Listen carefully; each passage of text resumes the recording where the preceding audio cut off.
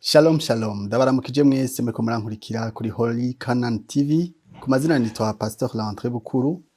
Nkaba nifuza ko dusangira ijambo Imana yashyize ku mutima, naryo rivuga ngo naho bimeze uko nezererwa Imana y'agakiza kawe. Iryo jambo nashaka ko dusangira. Wowe uriko urankurikira urashobora kuba uri mu bihe bitoroshe, urashobora kuba ufise urwaje mu bitaro, urashobora kuba ufise umuntu w'iwawe akunda yapfuye, ushobora kuba uri muri situation zitandukanye, ushobora kuba uri mu bigeragezo bitandukanye, kuko muri ino si duhura n'ibiduca intege, muri ino si duhura n'intambara, na Yesu yarabivuze ati muri ino si muzohura n'amageragezo, muzohura na tribulation, muzohura n'ibibaca intege, muzohura n'ibintu bituma mubura amahoro mu mitima yanyu, ariko muhumure nanesheje isi.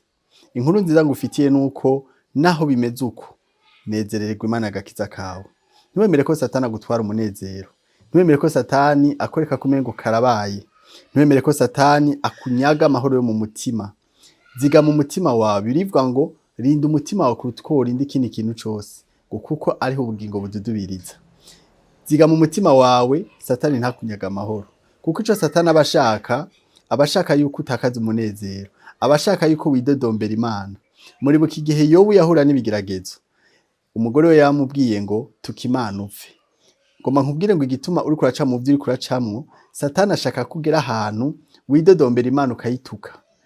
Satani ashaka kugera ahantu uraba igitsura Imana ugatangura kuvuga ngo none iyo Mana irihe. Ico Satani abashaka. Rero ntumuhe raison yotuma yumva kumengo yagushikanyeyo. Wame wereka Satani yuko ivyo ariko araguteza byose ari ubusa, ubisuzugure. Suzugura ibibazo vyawe, suzugura izo ngorane uriko uracamwo, ugumane umunezero. Bibiliya ivuga ngo umunezero wanyu ubonwe n'abantu bose, ubugwaneza bwanyu bubonwe n'abantu bose. Ntiwereke Satani yuko umengo yagushoboye, ntiwereke Satani ko umengo yakugemye, ntiwemere ko Satani akwereka ko umengo yagushikanyeyo. Oya, ziga mu mutima wawe, ugumane amahoro n'umunezero. Twebwe abizera umunezero wacu ntuva ku bifadika, ntuva kuko wahembwe, ntuva kuko waronse amafaranga, ntuva kuko wubatse inzu, ntuva kuko ufise abana. Oya, umunezero wacu uva ku Mana. Naho tutaba dufise amafaranga, naho tutaba dufise bijya bifadika, umunezero wacu ukwiye kwamaho. Reka dusome amajambo dusanga mu gitabo ca Habakuki, igice ca 3 umurongo wa 17 kugeza kwa 18. Haravuga ngo naho umusukoni utoshurika canke n'imizabibu ngo igire ico yama, n'icimburo c'imyelayo kikabura, n'imirima ntiyera indya namba, n'umukuku gahenebera mu ruhongore, ntihabe hakigira n'inka mu rugo. Naho nyene nzonezererwa Uhoraho, mpimbagwe n'Imana y'agakiza kanje. Umuvugishwa n'Imana Habakuki mwisengesho yagize ku Mana yavuze ati naho umusukoni utoshurika canke izabibu ngo zigira ico zama. Muyandi majambo, naho ukugura muri frigo ugasanga nta kiriyo, ukaja mu bubiko ugasanga stock yaheze, nyene inzu akakubwira ngo usigaje indwi imwe kugira ngo umuvire mu nzu yiwe. Ndashaka uvuge nka Habakuki ati naho nyene nzonezerwa Imana y'agakiza kanje. Haleluya. Habakuki rero ni umuntu atashaka ko umunezero wiwe uhava ngo ni kubera ngo yaciye mu bigeragezo. Hari abakristu iyo baciye mu bigeragezo, ya mahoro wa munezero ubirondera ukabibura. Wamuramutse ukamubaza uti mwene data amahoro umeze neza, ukazama ngo kasha nta kigenda, ngo reka ngo ndi mu ngorane. Ayo majambo ku mwana w'Imana ntabereye. Twebwe amahoro yacu yamaho. Ejo nibakuramutsa mwibarabara ugahora n'umugenzi akakubaza tumeze gute, uzovuga uti meze neza, ndashima Imana. Ndashima Imana nubwo ndi mu ngorane, kuko byose ku bakunda Imana bikoranizame kubagirira neza. Rero uyu munsi ngumara kubwire ngo mbere nka Habakuki, uvuga uti naho umusukoni utoshurika, naho urudandaza rwanje gohomba, naho nopfisha banje, naho bombwira amakuru mabi kubinyerekeye, bakambwira ko akazi gahagaze, bakambwira ko amafaranga ya loyer bagiye kuyaduza, naho noronka ibinci intege, sinzemera ko umunezero wanje uhava. Nzokwama nezererwa Uhoraho, nezerwa Imana y'agakiza kanje. Ibi rero biraryohera Imana iyo turiko turayinezerererwa mu gihe turi mu ngorane. Birahimbara Imana, biranezera Imana iyo ibona abana bayo babandanya bayikunda, babandanya bayiryoherererwa no mu gihe bari mu ngorane. Pawulo niwe yanditse mu Bifilipi aravuga ngo nimunezerwe. Ndasubiyemo nimunezerwe. Kirya cete yacanditse ari mw'ibohero, yari mu bihe bitoroshe. Muga yandikira ishengero aribwira ngo nimunezerwe. Womengo biri paradoxal. Womengo ni ibintu bitumvikana. Gute umuntu ari mw'ibohero, gute umuntu ari mw'igereza yo kwandikira abandi ababwira ngo nimunezerwe. Iyo aza kuba abakristo benshi nkuko tubibona muri kino gihe, ukisanga mu ngorane, wo kwandika icete cyo gucura intimba. Mugabo Pawulo muri iryo bohero yanditse icete c'amashimwe, aravuga ati nimunezerwe. Kunezerwa rero si ibintu bifatiye ku bigumbagumba. Kunezerwa n'ingingo ufata ukavuga ati namwe ibimbamwo nimutazira izina ry'Imana. Kunezerwa rero c'est une décision, ce n'est pas une émotion. Oya, hari itandukanye ryo kugira bonheur no kugira ico no kwita umunezero. Bonheur ni y'abapagani. Bonheur urabona iyo umuntu avuze ngo ngiye mu kirori abagiye kwiryohera. Mugabo iyo two turavuga umunezero rero, umunezero ce n'est pas une émotion. Umunezero n'ingingo ufata ukavuga uti ibi bibazo ndimo ndacamo ntibishobora kuntwara umunezero wanje. Ndasuzugura bino bibazo, ndabwira umusozi wanje nti wa musozi we wigira iki imbere y'Uhoraho. Haleluya, uzocika amataba. Umunezero ni ikintu ushobora gufatira kw'ingingo ukavuga ati peu importe ibiko biranshikira, peu importe yuko bambwiye ko kukazi agomba banyirukane, peu importe ko navyutse numva umwana ngo yagiye muri koma, peu importe naho boba bambwiye inkuru mbi, sinemera ko amahoro yanje ava mu mutima, sinemera ko umunezero wanje uva ku mubiri. Rero ni inyungu kuri wewe kwa munezerewe, kuko birivuga ngo umutima wijiriwe wumisha amagufa, ngo ariko umutima unezerewe ngo ni umuti uvura. Hari ingwara zifatira ku kwamushavuye, za estoma, za tension. Ivyo ni ibintu ibigwara bikurikira abantu bama bafise umujinya. Ariko iyo wamunezerewe no gusaza ntusaza, uguma wibura mu nkomezi nsha. N'iminkanya ari ntiza. Haleluya, kubera uba ufise umunezero kuri wewe. Rero umunezero uhoraho nizo nkomezi zacu. Ntiwemere ikintu na kimwe kikunyaga umunezero. Ntiwemere ko Satani akwereka kumengo ivyo uriko uracamwo birarenze. Oya, suzugura ingorane zawe, hamugumana akanyamuneza ku maso. Yesu ashimwe cane. Ndashaka dusome Zaburi 11:3. Haravuga ngo namba amatanguriro asambuwe, ivyo umugororotsi yakoze vyapfuye iki? Mu Gifaransa nivuga ngo quand les fondements sont renversés, le juste que ferait-il? Bantu b'Imana, hari igihe tugera mu gihe aho amatanguriro ivyo twubakiyeko Satani abinyeganyeza. Birashika, siniko naniya yuko ingorane zitadushikira. Burya nujya yambaye ikoti ntuzobone ngo umengo vyose ni sawa. Ujye ubona mwibarabara ari mu jet, ari mu ntuze muri V8, ari mu muduga uzimvye, ntuzoce wibaza ngo nta ngorane afise. Umuntu wese afise igikombe ciwe, umuntu wese afise umusaraba wiwe. Kandi ico nkundira Imana ntiyemera ko tugeragezwa n'ibirenze ukwihangana kwacu, ngo binashitse ngo yamiducira inzira tukabisohokamo amahoro. Muyandi majambo Imana iradupimira twese igikombe kingana no kwihangana kwacu. Jewe niko ndavugana namwe, nabuze abavyeyi mfise imyaka 8, bapfiriye icarimwe, bapfa umwaka umwe. Hama n'ihasa ryanje rirashoma tukivuka. Nuvuga ngo Satani ntako atagerageje kugira ngo anyage umunezero. Mugabo amaze kumenya Yesu, menya yuko atakintu na kimwe co ntandukanya n'urukundo rw'Imana. Uyu munsi tuvugana, undavye ntushobora kubimbonamo. Undavye ntushobora kumbonamwo izo ngorane ko nahuye nazo. Kubera iki? Naranse kwambara ikoti y'ikigandaro. Naranse kwambara ikoti aho nciye hose bavuga ngo ujyanye ngo vraiment n'imfuvye ngo ujya yaragowe. Oya, namashajije, namandyohewe, namafise umunezero, atari uko byose bimeze neza. Oya, mugani kwera nafashe ingingo yo kwamanezerewe no mu gihe ndi mu ngorane. Kubera Yesu niwe yavuze ngo ninde kubwo kwiganyira vyotuma hindura ibiharimo. Ninde kubwo kwiganyira vyotuma ibibazo vyiwe bihera. Kwiganyira ntibituma ingorane zihera. Hari abantu bakubwira ngo eka shango ndiko ndateka umutwe, ngo ndiko ndateka umutwe ngo ashi ngo ndiko ndashusha umutwe ngo ndiko ndashusha ubwonko. Umviriza, kwiganyira ntibishobora kuguha inyishu, ariko wize kunezererwa mu ngorane urimwo, izo ngorane Imana ikizihinduramwo ivyiza. Yesu ashimwe cane. Rero twari kugutera intege, twari kukubwira ngo ivyo uriko uracamwo vyose nubwo bimeze uko, nezererwa, Imana y'agakiza kawe. Nubwo ufise umuntu gwaje mu bitaro, nezererwa, Imana y'agakiza kawe. Nubwo ufise ubukene, nezererwa, Imana y'agakiza kawe. Umunezero uhoraho ube inkomezi zawe, uryohererwa Imana y'agakiza kawe. Utazira Imana muri ivyo bibazo nyene urimwo, uhimbaza Imana muri ivyo bibazo nyene urimwo. Uvuge nka Habakuki uti Imana, naho umunsi uko utoshurika, naho novyuka mu gatondo bandugiriza ko amafaranga yo kuriha inzu, naho nyene nzonezererwa Imana y'agakiza kanje.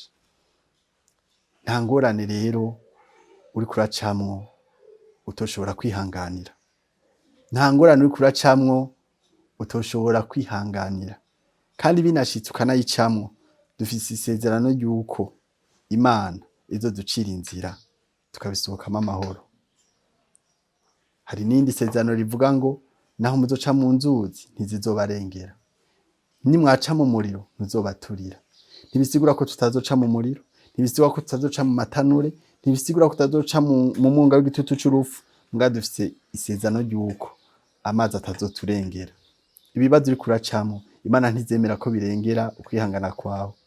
Ingorane uriko uracamwo, Imana ntizemera ko zirengera ukwihangana kwawe. Kandi ngomba mbabwire yuko ibigeragezo ni indya z'umukristo. Ibigeragezo nivyo bikomeza umwana w'Imana. Ingorane nizo ziduha gukomera. Hamwe Imana yo kureresha gusa amata, ntiyigere iguha amagufa, ntiwopfukuze. Hamwe Imana yo kwama gusa byose igufyondera nk'umwana muto, ikaguha amata, ikaguha bibero, wumva wokura ryari. Ariko haragera n'igihe Imana ikaguhindurira, wahora unywa amata ikaguha amagufa. Aho rero niho ukomerera. Yobu niwe yabwiye umugore wiwe ati mbega tukwama twakira ibyiza gusa tukanka n'ibibi navyo. Imana niyo kwama iguha ibyiza gusa ngo uryohererwe ibyiza, emera no kwakira n'ibibi navyo. Siniko ndavuga ngo wiyakire, oya, ahubwo niko ndavuga ngo muri ivyo bibazo urimo nyene, muri izo ngorane nyene urimwo, nezererwa Imana y'agakiza kawe. Be happy. Hariyo n'abantu rero bahora bambabaza bitwa ko bakijijwe, ugasanga akagorane kose kamushiki aciye asimbira kuri stati, agaca yandika, akandika amajambo yo gucura intimba, nimba bakeneye ko abantu bamugira ko pitié, nimba bakeneye ko abantu bamubwira pole, agaca ashaka ingorane ziwe abantu bose bamukurikira kuri stati bozibona. Hari uwambwiye ati uyu munsi ukeneye kumenya umuntu ingene amerewe, uraba stati yiwe. Biragahera rero ko umwana w'Imana bomenya ko washomereye kuri stati, bomenya ko washwanye n'umugore kuri stati, bomenya ko warayinzara kuri stati. Erega ajya n'amakuru buri kuraha abantu, buri ko wihamenya abatwenzi. Yiri kwandika kuri stati ngo asha, ngo abantu sibo Mana. Ayo niyo ma stati rero y'abantu bacura intimba. Ngo abantu sibo Mana, ngo abantu narababonye, ngo abantu, ngo asha. Urumva, ugasanga ni stati yuzuye ko gucura intimba. Oya. Ivyo kuba adafise ukwizera, abadafise Imana ivyo birumvikana. Muga kuri wowe wamenye Imana. Kuri wowe wamenye Imana ukwiye kwandika amazaburi, ukwiye kwandika amashimwe. Ntiwemere ko abantu bamenye ubuzima urimwo barinze kuraba stati. Naho urari inzara, andika kuri stati uti uhora antegurira ameza mu maso y'abandi abanabi. Naho uri ku musego ugwaye, andika kuri stati uti yashishagwe kugira ngo umishishagwe iwe nk'ingwara. Umukene avuge ko atunze, uwugwaye avuge ko akize. Stati yawe yame ko amashimwe, stati yawe itanga ivyizigiro kubayisoma, apana ko babona yuko umengo uragowe. Oya, reka kugira pitié, reka gutuma abantu bakugira ko akagongwe. Oya, kuko ajya makuru buri kurashira kuri stati basoma ngo uri mu bibazo, baca bagenda barabibwirana, kandi nta nyishu bagutoza. Ariko inama no kugira niyi, ni wisanga mu ngorane, ni wisanga mu bigeragezo, bibwire Yesu. Bibwire Yesu kuko akubabara. Ngo ivyo mukeneye mubimenyesha Imana mu gusenga, mu kwinginga, bifatanyije no gukenguruka. Bibiliya ntivuga ngo ivyo mukeneye mubimenyeshe tonto. Bibiliya ntivuga ngo ivyo mukeneye muvyandike kuri stati. Ivyo ukeneye bimenyesha Imana. Reka Imana aba ariyo imenya ikibazo urimwo. Reka Imana aba ariyo imenya ingorane urimwo. Ariko abantu batwengere. Bereke ko vyose ari amahoro. Hari umushunemukazi w'umufasoni yari yabuze umwana wiwe arapfa. Hamaca agenda kurondera umuvugishwa. Umuvugishwa amubonye aramubaza ngo ni amahoro. Bien que uyu mumama yari yabuze umwana wiwe kandi aramufise ari kinege. Uwo mugore yishuye ngo ni amahoro. Voilà un croyant. Uko ni ku muntu yizera akwiye kumera. Bakubaje ati ni amahoro. Nubwo muhira vyoba bitameze neza, ishura uti ni amahoro. Nubwo muhira woba waraye inzara, bishura uti ni amahoro. Reka abantu babone umunezero wawe. Reka abantu babone uheyona ku maso. Ntibabone iminkanyari. Reka rero dusenge. Ngo masengere wowe uri mu bigeragezo. Wowe uri kuraca mu ngorane. Ushobora kuba ufise umuntu agwaye, ushobora kuba ufise umuntu apfunzwe mu mpimba, ushobora kuba ufise umuntu ariko arakurenganya ku itongo ryawe, ushobora kuba uri mu mburano z'amatati mu muryango, ushobora kuba ufise ibibazo bitandukanye. Ariko reka tumenyeshe Imana izo ngorane. Yesu niwe yavuze muri Matayo 11:28 ngo nimuze kuri jewe mwese abarushe n'abaremerewe ndabaruhura. Wakira akaruhuko. Yesu niwe wenyine ashobora kukuruhura. Uwo mutwaro wawe reka tuwuterurire Imana. Tuwuhe Imana. Tuwuremeke Imana. Wowe wikure ko mugabo uwushire ku Mana. Haleluya. Hari agakuru bambariye ko umuntu yatanze lift. Aha lift umuntu yikoreye igitoki. Hamara mubira ati fata arico gitoki cawe ugishire muri kapo. Mugumwe yikoreye igitoki acavuga ngo ya nta kibazo ngo sino kugora kabiri. Wowe nyunguruza igitoki ndacikorera. Aca yinjira mu muduga aguma yikoreye igitoki. Uko niko abakristo benshi bameze. Yesu arakubwira ati ntuwo mutwaro mugabo ukacuvuga ngo reka ntacu ndawikorera. Uwikorera kabuki kandi Yesu yaguhaye lift. Buhe Yesu.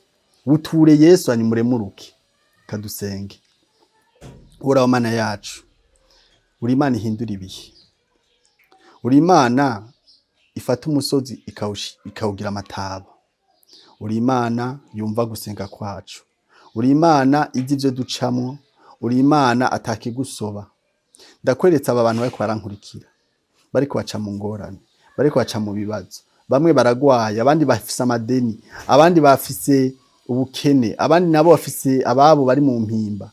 Mwami umwe wese urazi ibibazo arimo, umwe wese urazi ingorane arimo. Ariko ico uturemesha uyu munsi tubwira nuko dukwiye kwama tunezerewe. Ndabasabiye ngo umunezero wawe umudatangwa n'isi, amahoro yawe amadatangwa n'isi ashibamira imitima y'aba bantu bankurikira.